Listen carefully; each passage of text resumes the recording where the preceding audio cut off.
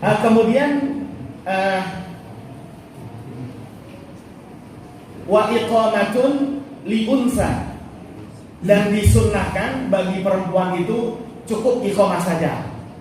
Nah, jadi kalau ada kelompok ibu-ibu nih yang sebelum atau setelah pelaksanaan pengajian dia pengen mengerjakan sholat berjamaah gitu misalnya, itu cukup apa? Qomat saja. Jadi nggak perlu mengumandangkan adzan.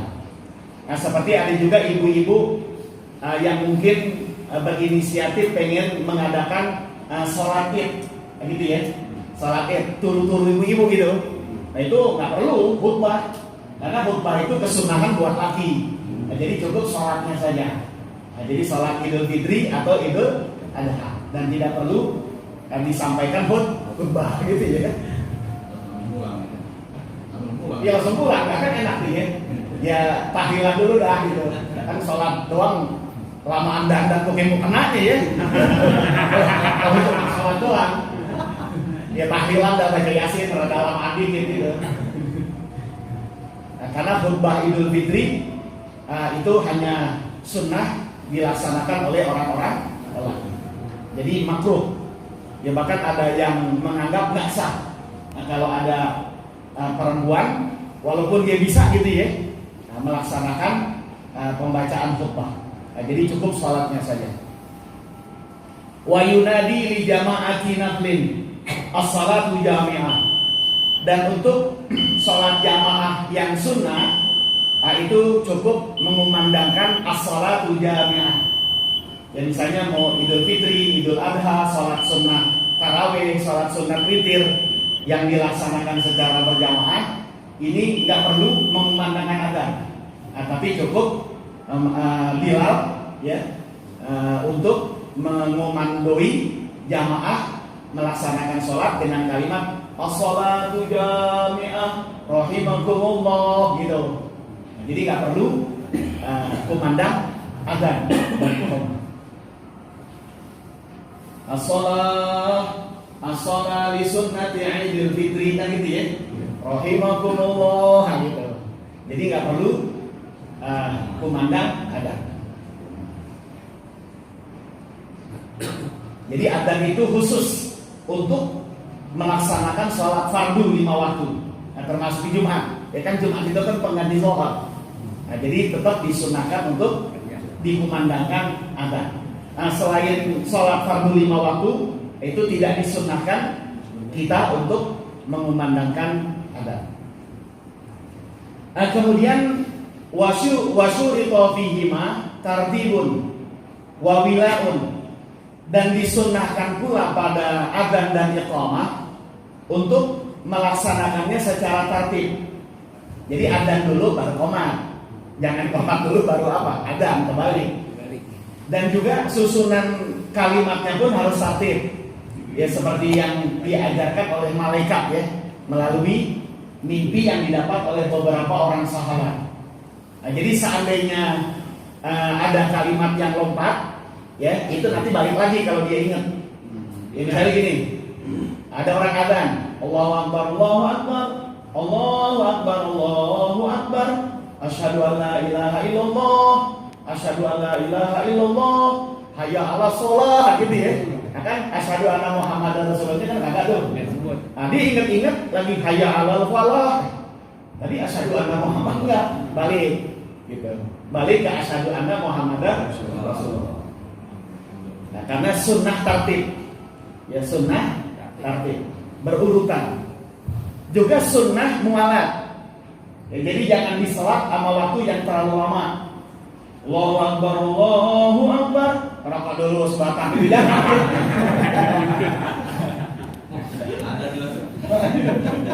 Ini rokok dulu. Kopi dulu.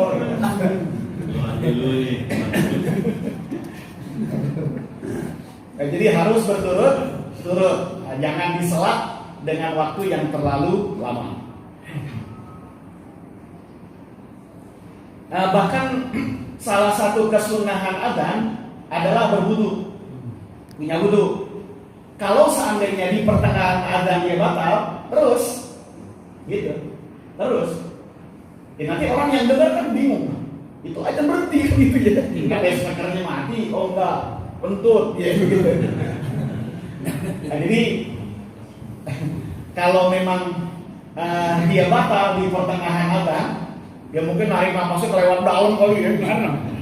Lebar, atasnya keluar, bawahnya keluar. Nah, jadi nggak perlu digantikan sama yang lain. Nah, jadi lanjut aja lah, walaupun dia ada dalam kondisi batal wudunya.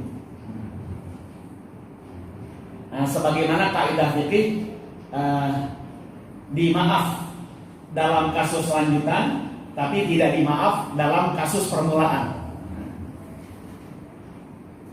Jadi karena batalnya di pertengahan, lanjutan dimaaf.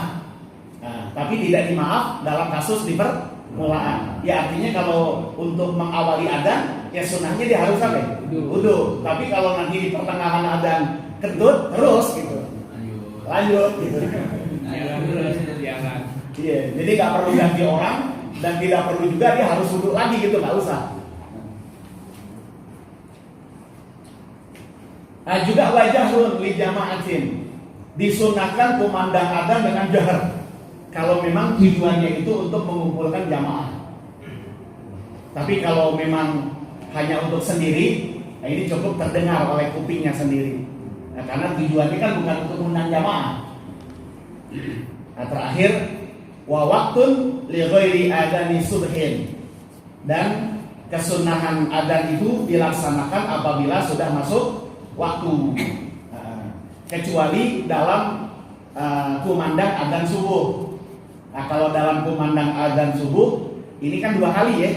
Nah, 2 kali kan ada di beberapa wilayah, beberapa masjid yang adzan subuhnya berapa? 2 kali. 2 kali. Nah, ini boleh dilaksanakan sejak tengah malam. Ya minimal jam berapa? Jam 3 lah. Nah, jam 3 untuk membangunkan orang sekalian bertahajud, sholat tahajud. Dan nanti pada saat masuk fajar shadiq subuh, adzan lagi untuk melaksanakan sholat subuh berjamaah. Memang kesunahan adzan 2 kali ini ada 2. Pertama, adzan untuk sholat subuh. Yang kedua, adzan dalam pelaksanaan sholat Jumat. Ya kan adzan ini 2 kali kan? Madhab kita nih. Ya kecuali dari saudara kita dan Muhammadiyah.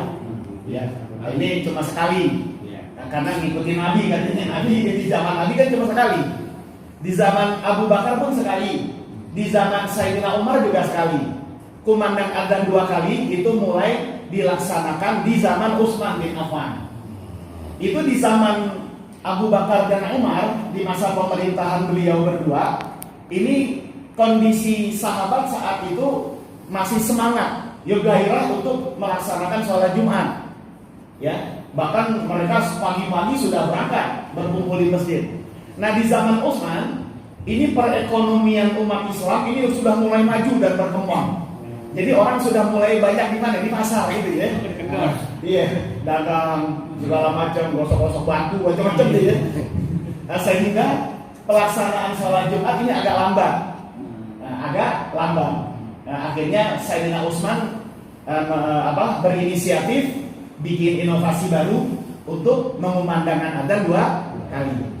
Nah, yang pertama adalah untuk memanggil orang melaksanakan sholat Jumat.